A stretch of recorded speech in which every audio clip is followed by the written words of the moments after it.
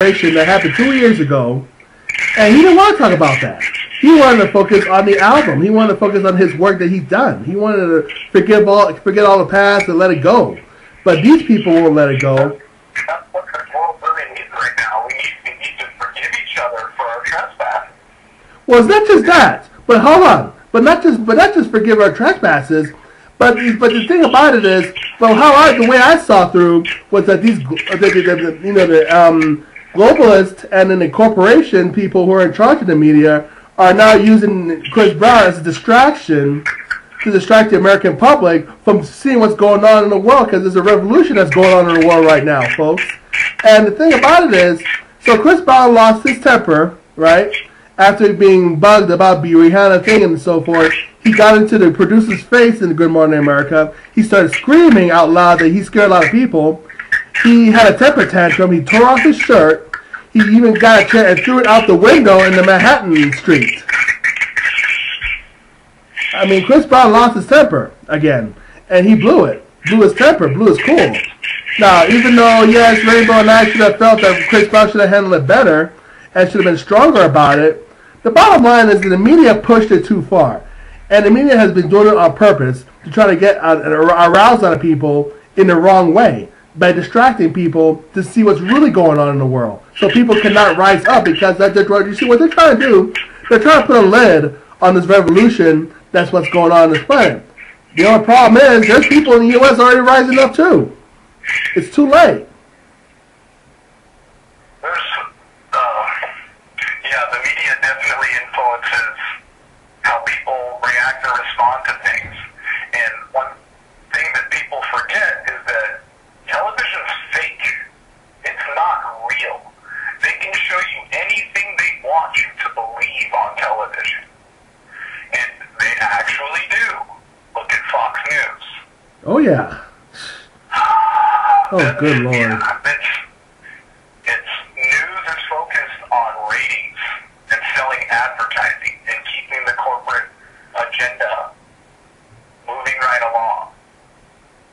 It's frightening, but if you have awareness, if you're conscious of these things, then you don't let that propaganda manipulate you or change your feelings.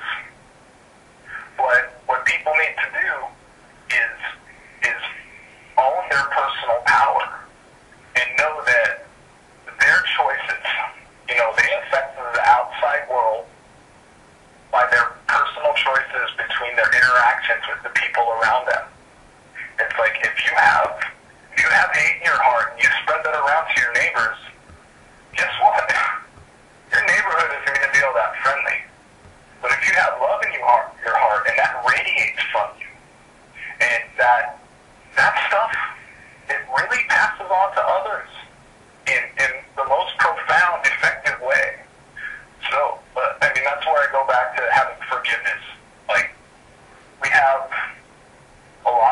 are a lot of human beings on this planet that have been manipulated, abused, and traumatized, and trained to think certain ways. Like, unfortunately, this is mostly the fundamentalist experience.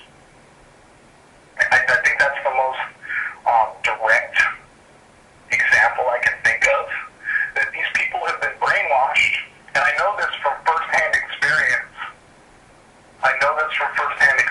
And I had to drop the programming, I had to unlearn and empty all that stuff out and start over. And I had to reclaim my personal power. And from then on, life began to improve. And it's amazing what you can do when you realize that it's like He-Man. I have the power. Yeah. Yeah, your choices, the way you interact with other people, how you respond. Say you're walking down a dark alley. You shouldn't be walking down dark alleys, people. But you're in an unfamiliar side of town, and you glance at the wrong person the wrong way. You're being startling or responding out of fear or cowering, initiating those crazy people, the lobos who are out there to, they're looking for the victims to take advantage of. Mm-hmm. By sharing that glance, you're allowing yourself to be the victim instead of holding your head high and walking strong, keeping your head forward and keep moving along. That's Right. people. They don't matter. Keep moving. This has been my direct personal experience. I've had some rough times. I've lived in a lot of rough neighborhoods growing up in life. And it's, you know, as soon as you walk, if you're walking around staring at your feet, the bad boys are going to run. They're going to jump you from across the street because they know that you're a victim and they can manipulate and hurt you. And If you're walking with your head high, like a standing bear thunderheart, then they realize that, oh, this person isn't weak. We're not even going to try. exactly. You know what the thing about it is that what I don't get from people, it's like okay, I just live my life the way I live, and then there have been places where I have gone, like other countries and other places like that, where many people would say, oh, that's so dangerous. How could you do this? And I mean, if you have that kind of strength, you can take a nap in a car somewhere in these dangerous places and still not get bothered. Like I have done. I have taken naps, you know, and a lot of people would think, oh, that's so unwise. And if you think so, then I wouldn't suggest you guys do it. But like I said, when I did it, I would stay places like in Mexico and many places like that when I was traveling around. And when I was tired, rather than me driving and risking crashing and hurting somebody, I would park someplace in an isolated area and I would take a nap. That's another thing, like using your intuition to discern Yeah. what true safety is as compared to the illusion of safety. Yeah, definitely. Case in point, I lived in North Hollywood for a while, and North Hollywood is it's gangland territory between, you've got Latin gangs, you have Armenian gangs there, and it's like, the Armenian gangs are a little more respectful, I suppose. It seems like they're less willing to go mess with just an innocent bystander. On the other hand, the Latin gangs that I experienced, they were just crazy people. They're looking for those weak links to take out because they enjoy it. Right. Thrill. But again, it's like when I first arrived in that neighborhood, I was walking home late at night. The sun was down. I had a long walk home, and I was waiting for a bus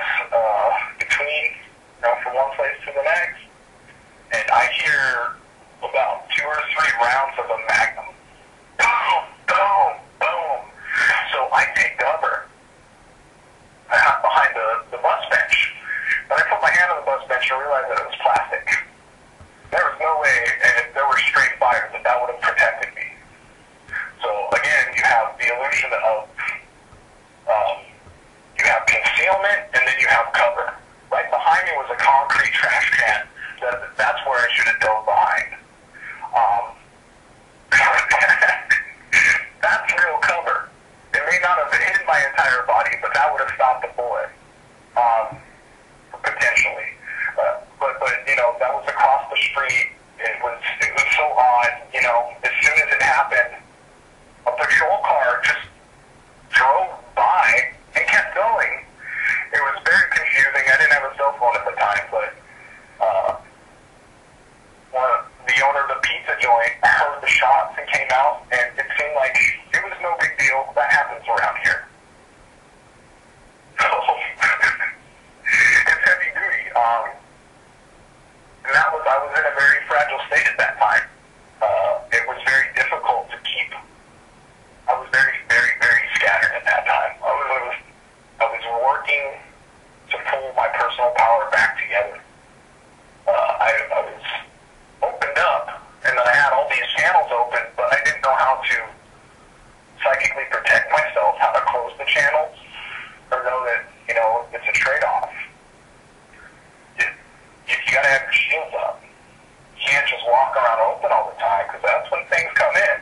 Oh yeah. And the thing about it is that brings up a good point. See, there's such things as people as being on guard while still being loved, and then there's simply being out of fear. There's a big, huge difference. And it's just a matter of just using discernment and how you just got to be on the lookout and certain things like that. And quite frankly, speaking of fear, love, and everything, I just want to bring up this point that the other night, Draven, I confronted this guy that attacked Chris Brown, right? Now, I don't have any problems with people with different opinions and so forth. However, I have problems with those, especially that go on the internet and go on YouTube, that first of all, either, one, they attack people maliciously out of hatred, and they wear a mask behind them. They don't ever show their true faces out in the public, or they attack people via comments or video responses and stuff. Well, actually, mostly video response because they don't have any videos of their own. They don't have their own upload videos. They just have their favorite videos, but they don't have their own upload videos. They attack you with comments too, like that. These are the kind of people I, have issues with. Not too bad of an issue. It's just that they're a bunch of cowards. The way I look at it, if you really stand strongly for what you believe in, if you really stand, don't like a certain way, why don't you at least show your face? Why hide behind a mask? And so I confronted this one masked man about Chris Brown, telling him, he needs to grow up, he needs to quit hiding behind a mask. If you really feel what you feel, you need to show your face and everything like that.